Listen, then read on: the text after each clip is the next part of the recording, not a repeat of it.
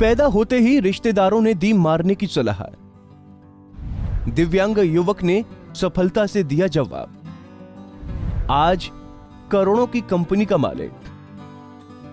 7 जुलाई 1992 को आंध्र प्रदेश के मछलीपट्टनम में जब एक बच्चे का जन्म हुआ तो रिश्तेदारों और पड़ोसियों ने उसे मार डालने की सलाह दी।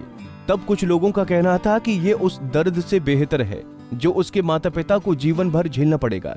वहीं कुछ के अनुसार किसी दोष के कारण ये बच्चा आंखों के बिना पैदा हुआ है और ये बेकार है। आज 29 साल बाद यही दिव्यांग युवक करोड़ों की कंपनी का मालिक है।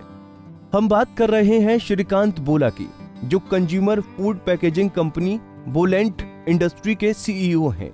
उनकी कंपनी के 7 प्लांट हैं जिसमें 1200 से ज्यादा कर्मचारी काम करते हैं। कंपनी में काम करने वाले कर्मचारियों की भर्ती में दिव्यांगों को प्राथमिकता दी जाती है। आइए जानते हैं क्या है श्रीकांत की सफलता की कहानी। श्रीकांत बोला का जन्म 1992 में आंध्र प्रदेश के मछलीपट्टनम के सीतारामपुर शहर में हुआ था। वो जन्म से दृष्टिबाधित थे, जिससे उनका बचपन बहुत ही कठिनाइयों भरा रहा। उनका परिवार मुख्य रूप से खेती पर निर्भर था और पिता की मासिक आय घर चलाने के लिहाज से काफी कम थी। जब श्रीकांत का जन्म हुआ तो रिश्तेदारों और पड़ोसियों ने उन्हें मार डालने या फिर अनाथाश्रम में छोड़ देने की सलाह दी थी, लेकिन श्रीकांत की किस्मत में कुछ और ही था। श्रीकांत बोला बचपन से ही पढ़ने में बहुत तेज थे। पारिवारिक परिस्थितियां अनुकूल न होने के बावजूद भी श्रीकांत ने 10वीं 90% अंकों से पास की। वो 10वीं के बाद साइंस से आगे पढ़ाई करना चाहते थे, लेकिन उनके दिव्यांग होने के कारण उन्हें इसकी अनुमति नहीं मिली। पढ़ाई के लिए जज्बा रखने वाले श्रीकांत ने हार नहीं मानी। उन्होंने एक केस फाइल किया और 6 महीने के इंतजार के बाद उन्हें अपने जोखिम पर साइंस की पढ़ाई करने की इजाजत दे दी। फिर 12वीं बोर्ड परीक्षा में श्रीकांत 98% के साथ अपनी कक्षा में अव्वल रहे। श्रीकांत को अपनी स्कूली पढ़ाई पूरी करने के बाद IIT के कोचिंग संस्थानों में भी दाखिला नहीं दिया गया क्योंकि वो नेत्रहीन थे।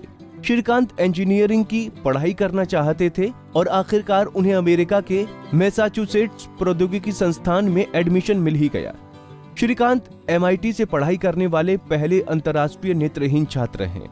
मैसाचुसेट्स प्रौद्योगिकी संस्थान से अपनी शिक्षा पूरी करने के बाद उन्हें अमेरिका में कॉर्पोरेट अवसर दिए गए, लेकिन वो भारत में कुछ इनोवेटिव आइडिया की तलाश में थे। इसीलिए श्रीकांत ने हैदराबाद में अपनी कंपनी की नींव रखी।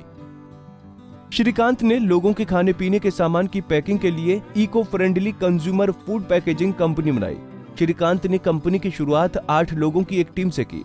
उन्होंने इस कंपनी में पहले आसपास के बेरोजगार युवकों को जोड़ा, जिसमें ब्लाइंड लोगों को प्राथमिकता के आधार पर काम दिया गया। जब श्रीकांत की कंपनी ने रफ्तार पकड़ी तो फंडिंग की दिक्कत का सामना हुआ। ऐसे में श्रीकांत ने फंडिंग कंपनियों और निजी बैंकों से फंड जुटाकर काम को बढ़ाना शुरू किया। खुद उद्योगपति रतन टाटा ने उनकी कंपनी की फंडिंग की। मीडिया रिपोर्ट्स के अनुसार अब श्रीकांत की कंपनी के तेलंगाना और हैदराबाद में 7 से ज्यादा प्लांट हैं। 2018 के आंकड़ों के अनुसार उनकी कंपनी का सालाना टर्नओवर 150 करोड़ से ऊपर तक पहुंच चुका है।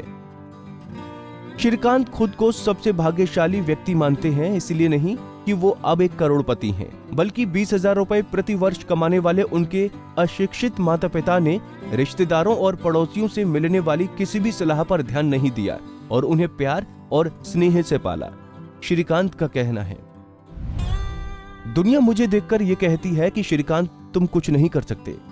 मैं पलटकर जवाब देता हूँ, मैं कुछ भी कर सकता हूँ। हमसे जुड़े रहने के लिए हमारे YouTube चैनल को सब्सक्राइब करें और नई वीडियो की नोटिफिकेशन के लिए बेल आइकॉन को दबाएं। अगर आप ये वीडियो Facebook पर देख रहे हैं तो लाइक जरूर करें और ज्यादा से ज्यादा शेयर करें। धन्यवाद।